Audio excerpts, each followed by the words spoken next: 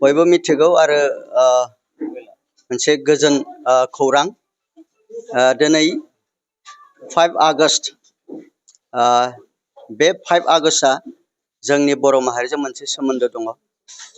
नोंथांमोना मिथिगौ बर'फोरा जोंनि थामोनथा सिनायथि रैखाथि गुबुनजों गादबजानाय नासयजानायनि थाखाय गोलाव सम सोमावसारदोंमोन आरो बे सोमावसारनाया नोंथांमोना मिथिगौ फ्राय 35 बोसोरसो बियो कन्टिनिउ मोनसे सोमावसारबोनाय जादोंमोन। बे सोमावसारनायनि गेजेरजों बिएसि एकर्ड जादों, बिटिसि एकर्ड जादों, बिटिआर एकर्ड जादों आरो बिनि आन्दोआवनो दिनै बिटिआर एकर्ड जानायनि आन्दोआवनो नैबे इउपिपिएल हान्जा जोनोम साना मोनसे मोजां सोमोन्दो दङ।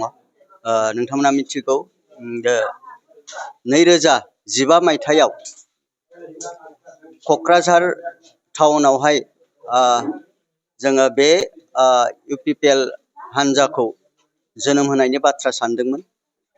2015आवहाय बे समाव पिसिडिआर हिसाबै बेखौ दानाय जादोंमोन आरो 2015 मायथाइनि 4 आगस्टआवहाय क'क्राझारनि जोङो बड'फायाव सावरायदोंमोन। बै समनि जों दुलाराय बर' फरायसा आफाद आरो बेजों एलाइन जिखिनि जोंहा संगठनफोर दङमोन, एनडिपि प्रग्रेसिभजों लानानै गुबुन गुबुन हान्जा आरो लोगोसे जइन्ट एक्सन कमिटि बे समावहाय जथाय सावरायनानै जोंनि जि बर'नि जेंना बेखौ मोनसे अरायथा जोङो मोनसे सलुसन खालामनो थाखाय बै समावहाय जोंनि गासै गोजौ थाखोनि दैदेनगिरिफोरा ज' जादोंमोन आरो ज' जानानै सावरायनानै पिसिडिआर दानाय जादोंमोन आरो बे पिसिडिआरआनो बिसायख'थियाव बाहागो लादोंमोन।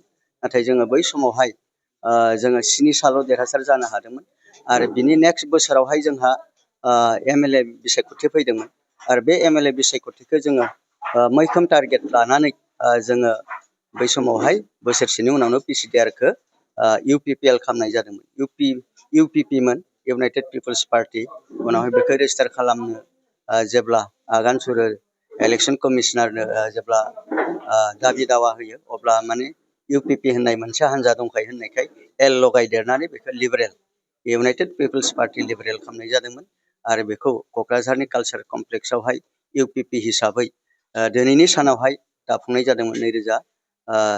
2016 हान्जा हिसाबै बेखौ दाफुंनाय जादों इउपिपिएल हिसाबै आरो बियो दिनै फैयै फैयै बिटिआर एकर्ड खालामनानै दिनै सरकार सालायनो हाफैबाय। दिनै बे इउपिपिएल हान्जाया दिनै गोख्रों नैबे बिटिआर ओनसोलनि मोनसे पलिटिकेल पार्टी जानानै दङ। बे सारा आसामावनो सारा इन्डियाआवनो मोनसे नाम मोननो हानाय। जों दिनै इउपिपिएल हान्जानिफ्राय 2 जोंहा एमपि दङ, 7 जन एमएलए दङ, 1 केबिनेट मिनिस्टार दङ।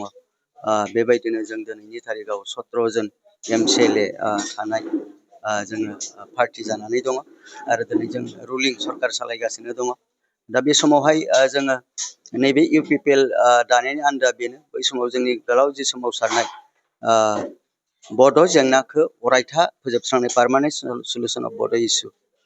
बेनिफ्राय जोंनि जि जिबन सम्पति निरापत्ता, जोंनि life and property security, safety security, बेफोर जोंनि दाबि दावा बै समावहाय जे दानायनि मोनसे उद्देश्यमोन। बेनिफ्राय इकुवेल राइट एन्ड जास्टिस, बे जों जिहेथु जोङो भारतनि नोगोरारिबाबो जों दिनै मोनथायखौ मोनफुंनो हायाखै।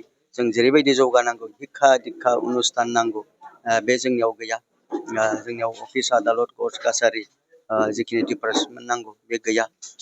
बे मोनसे जोंनि उद्देश्यमोन।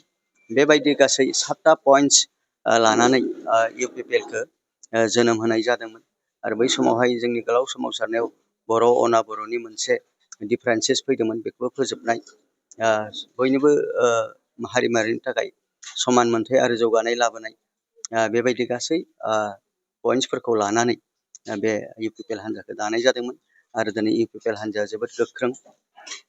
दिनै जोङो जोंनि बिटिसिआवहाय जोङो जोंनि जिखिनि मोनफ्रोमबो प्राइमारि भिसिडिसि जोङो गोख्रों भाबै जोङो स्ट्राक्चार बानायनानै दिनै बिसायख'थियाव जों जुजिनो थांगासिनो दङ। जोङो आसा खालामदों फैबाय थानाय समावहाय प्रमद बर' बिथांनि दैदेननायाव जोङो हारसिङैनो सरकार दानो हागोन आरो बे मोनसे नैबे ओनसोलनि हारि माहारिखौ लानानै थांखि गोनां मोनसे राजनितिक हान्जा बेखौ बयबो मदद खालामगोन जों बेखौ मिजिंथिदों। बेनि थाखाय जोंनि साफ्रोमबो दैदेनगिरि बिथांमोना बे बोसोरखौ संकल्प इयार हिसाबै लानानै खामानि मावगोन। संकल्पआ बेनो, जोङो फैबाय थानाय समावहाय जोङो मोनसेल' राजनितिक हान्जा जाय जोंनि बे ओनसोलनि जेंना जेंगोना, बे ओनसोलनि जोंनि जौगानायनि बाथ्रा सानो आरो बे हिसाबै जोङो गोख्रों भाबै खामानि मावनानै देरहासार जानांगोन। दा बेखायनो मानाव गेदेर शिबसारा बे बोसोरखौ जों इउपिपिएल हान्जा हिसाबै संकल्प इयार जोङो मोनसे रादाय बोसोर हिसाबै जोङो बेखौ फोसावनाय जादों आरो बे रादायखौ लानानैनो फैबाय थानाय 2025 मायथाइयावहाय जों देरहासार जानाय जि रादाय थांखि बेखौ लाना खामानि मावनांगौ। बेखौनो आं नोंथांमोननि गेजेरजों फोसावबाय आरो जाहाथे आनान गसाइआ जोंखौ बोर सारस्रिथों, जों जाहाथे बे रादायखौ मावफुंनो हायो आरो रायजोनि थाखाय खामानि मावनो हायो।